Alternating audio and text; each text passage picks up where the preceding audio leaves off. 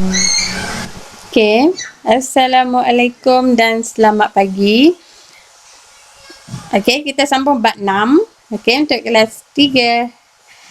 Kita sambung bab 6, kesan pentadbiran barat terhadap ekonomi dan sosial. Okey, kita dah belajar 6.1, 6.2. Okey, dan kita sambung 6.3, iaitu kesan ekonomi barat akibat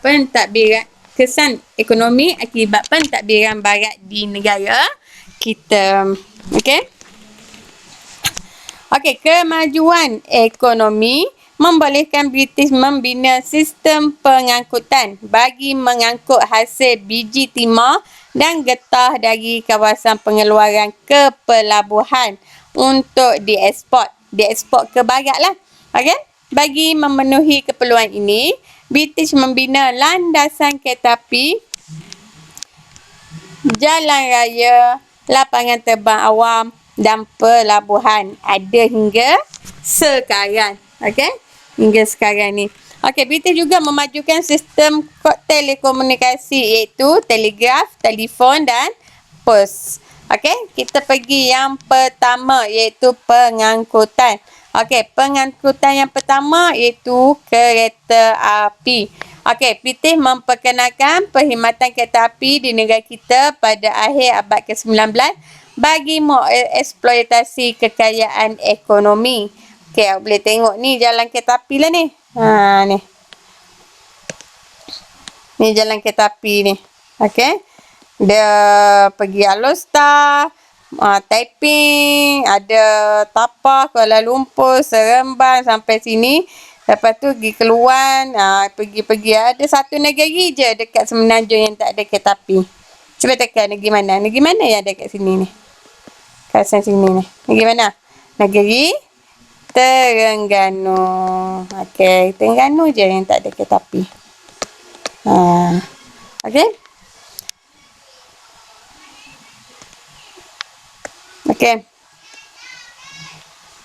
Kita pergi ke negeri-negeri Melayu. Okey, pada tahun 1885 hingga 1896. Okey, landasan kereta api dibina untuk menghubungkan kawasan Lombok dengan pelabuhan bagi memudahkan biji timah dieksport. Okey, landasan kereta api dibina menghubungkan bandar. Okey.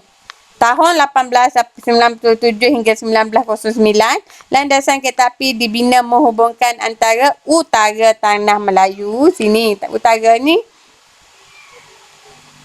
Okey, utara kat sini, utara Tanah Melayu dan selatan apabila negeri-negeri Melayu bersekutu dibentuk. Ni utara hingga ke selatan. Okey. Tahun 1910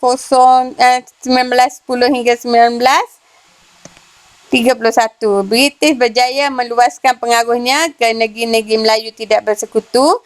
Kemudian landasan dibina, kereta api dibina bagi menghubungkan seluruh tanah Melayu. Penggunaan kereta api bertambah meluas daripada mengangkut bahan mentah kepada membawa penumpang. Akhirnya daripada mengangkut bahan mentah terus jadi bawa penumpang hinggalah sekarang. Okey. Okey, tengok landasan kereta api dekat Sabah pula. Okey, pembinaan landasan kereta api di Sabah dimulakan pada tahun 1896 di Bukau yang terletak kira-kira 13 km dari Wales. Okey, sekejap, tak nampak. Okey. Western. Okey, dari Western. Okey, pada tahun 1900 pula, landasan kereta api dibina untuk menghubungkan Beaufort dengan Jesselton dan Tenem. Okey, pembinaan landasan kereta api Sabah adalah untuk kegiatan pembukaan ladang getah. Pembinaan landasan kereta api di Sabah tertumpu di kawasan barat Sabah, iaitu kat sini sahaja. Ni. Okey. Okey, kat Sarawak pula landasan kereta api menghubungkan Bau dengan Kuching yang dibina pada tahun 1917. Sini Kuching, sini Bau. Kat situ je. Okey? Tak banyak. Okey? Boleh tengok gambar stesen kereta api di Bukau. Okey, landasan kereta api pertama di Sabah. Macam tu je. Okey, ni landasan kereta api di Jesselton. Okey. Yang kedua, pembinaan jalan raya. Okey, kemajuan industri pelombongan biji timah telah menyebabkan British melibatkan diri dalam pembinaan jalan raya. British membina jalan raya menghubungkan kawasan pelombongan biji timah dan kawasan pertanian dengan stesen kereta api. Okey, hubungkan bina jalan raya untuk pergi ke stesen kereta api. Okey, tengok kat negeri-negeri Melayu. Di Selangor, negeri British membina jalan raya untuk menghubungkan Kuala Lumpur dengan Pelabuhan Kelang, iaitu pada zaman tu dipanggil Port Swettenham. Okey. Pada tahun 1902, jalan raya yang lebih lebar dibina kerana peningkatan penggunaan kenderaan bermotor seperti lori, bas, kereta dan basikal. Okey, menjelang tahun 1911, jalan raya dibina bagi menghubungkan bandar-bandar besar, kawasan yang mempunyai potensi sumber ekonomi dan pelabuhan. Semakin banyaklah jalan raya dibina. Okey, kesannya banyak pertempatan baru dibuka sebab ada jalan raya, contoh jalan raya. Okey. Contoh ada jalan raya, jadi akan ada pertempatan dibukalah kat tepi-tepi jalan raya tu. Okey. Pembukaan kawasan peladangan getah yang baharu dan kawasan pelombongan biji timah. Okey, di Sarawak pula. Okey, Sarawak mempunyai banyak kawasan berbukit, paya dan sungai. Masalah bentuk muka bumi dan kos membina jalan raya yang tinggi menghalang pembinaan jalan raya di negeri ini. Di Sarawak terdapat banyak jalan raya pendek dan tidak berturak dibina di Kuching dan Miring. Maksudnya tak ada jalan raya sebab kawasan dia berbukit, ada paya, sungai. Jadi jalan raya tu tak menghubung. Okey? Jadi dia buat pendek-pendek saja dan tidak berturak. Tak ada tar lah, batu-batu ataupun jalan tanah merah. Okey, di Sabah pula SBUB membina jalan raya untuk berkepentingan ekonomi mereka. Jalan raya yang dibina adalah menghubungkan bandar yang sedia wujud di sebelah pantai barat. Okey, menjelang tahun 1941 terdapat kira-kira 165.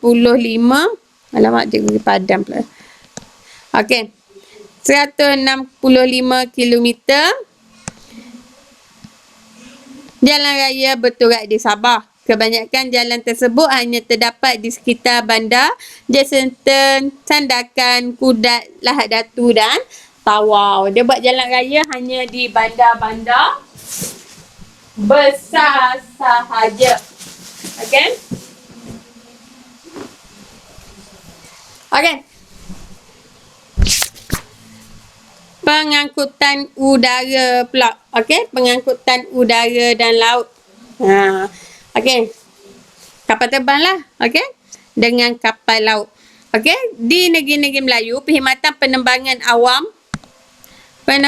awam pula diperkenalkan oleh syarikat Van Air Service pada tahun 1937. Okey, syarikat ini menjalankan perkhidmatan penerbangan domestik di antara Singapura, Kuala Lumpur dan Pulau Pinang. Okey, Singapura, Kuala Lumpur dan Pulau Pinang. Okey, kita tengok kapal terbang dia. Yang dululah ada. Okey, pada tahun 1890, syarikat Straits Steamship ditubuhkan di Singapura yang menyediakan perkhidmatan kapal wak kepada pelabuhan-pelabuhan negeri-negeri Melayu. Kapal susun pantai ini membawa bekalan makanan, buruh dan jentera untuk industri pelombongan biji timah. Ni baru ada kapal wak. Okey. Di Sarawak pula, di Bandar Kuching terdapat perkhidmatan perkapalan yang disediakan oleh Singapore and Sarawak Steamship Company. Pada tahun 1924, terdapat perkhidmatan kapal terbang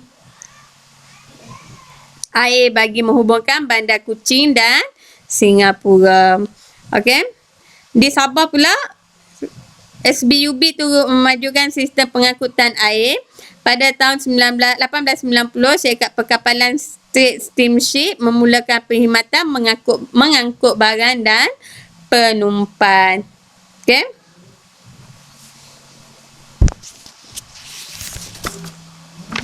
Seterusnya kita pergi kepada kemudahan pelabuhan. Harap nampak awak boleh rujuk buku teks cahaya pula.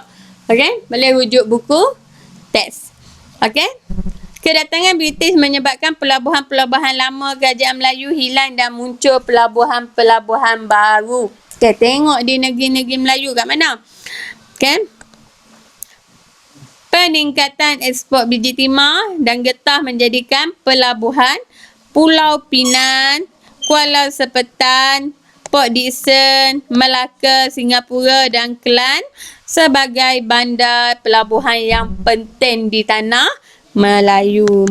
Okey? Maksudnya sebab guna jadi ada pelabuhan kat situ, jadi bandar yang penting. Okey, Sarawak, di Sarawak muncul pelabuhan Kuching, Rajan, Bintulu dan Miri, dan di Sabah pula muncul pelabuhan penting seperti Labuan, Kota Kinabalu, Tawau, Lahad Datu dan Sandakan. Okey? Okey, yang terakhir ialah telekomunikasi. Okey, ada telekomunikasi kalau sekarang ni telefon lah telekomunikasi kan. Telefon ataupun email lah, awak guna komputer hantar email kan.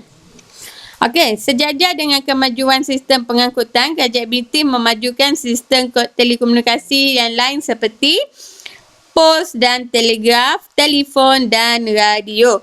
Okey, oleh hal yang demikian, perhubungan antara negeri di Semenanjung dengan negara lain dapat dibuat dengan pantas. Okey, contoh awak hantar sekarang ni, kalau awak hantar WhatsApp, hantar sekarang kat rumah awak, terus sampai kat kawan awak. Macam tu lah. Okey, sistem perhubungan mula diperkenalkan di kawasan kegiatan ekonomi. Mula-mula dia ada kegiatan ekonomi, pusat pentadbiran, pelabuhan dan berkembang ke kawasan pertempatan. Maksudnya mula-mula diperkenalkan, dia perkenalkan di kawasan kegiatan ekonomi, pusat pentadbiran, pelabuhan dan akhirnya pergi ke kawasan pertempatan. Okey, kita tengok kat negeri-negeri Melayu. Okey, pada tahun 1886, talian telegraf telah dipasang menghubungkan di antara Kuala Lumpur dan Melaka. Okey, perkhidmatan pos bermula di Kuala Lumpur sejak tahun 1880-an. Tengok kat sini pejabat dia macam mana dulu. Okey, di Batu Gajah, Perak dibina pada tahun 1868. Okey, kat Sarawak pula, perkhidmatan telekomunikasi diperkenalkan di Sarawak bagi melicingkan pentadbiran dan mengguna kegiatan dan mengurus kegiatan ekonomi. Okey, pada tahun 1897 terdapat perkhidmatan telegraf antara Bandar Kuching dan Singapura. Okey, ni bangunan pejabat pos di Kuching yang dibina pada tahun 1933. Ada lagi bangunan ni sampai sekarang ya. Kalau pergi ke Kuching lah. Okey, SBUB di Sabah, SBUB memperkenalkan perkhidmatan telegraf dan radio, terutamanya di bandar-bandar besar. Perkhidmatan ini membolehkan Sabah berhubung dengan negara lain. Okey. Okey, cikgu rasa setakat itu saja untuk hari ini. Untuk tajuk 6.3, kesan ekonomi akibat pentadbiran barat di negara kita.